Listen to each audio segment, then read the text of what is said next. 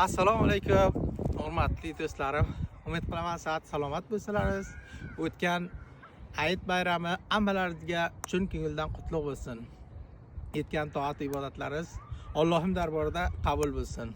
O'shanda ko'rib to'xtabsizlar, manzara bir yaxshi shaklda bir tabiiy ko'rsalaringiz bo'ri yolati Stuttgart bu shahri qo'yilgan.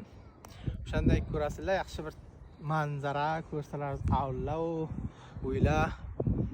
Biz bir bugun bir tapani ustiga chiqib olganmiz.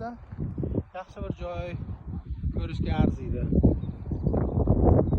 Olmonni har bir mantiqasi o'shanday yaxshi bir ob-havosi lozdan unda bir ob-havosi ham deyishing aytishcha ob-havosi ham garchan yo'q shubhala endi o'sha muhit bu sharoit ya'ni amal faslida yaxshi bir manzara va tabiat tozadan bir o'zini o'ziga oladi. Daraxtlar bunda yo'q, albatta nima bo'lib keladi? Gullar chiqib yaxshi shaklda bo'ladi.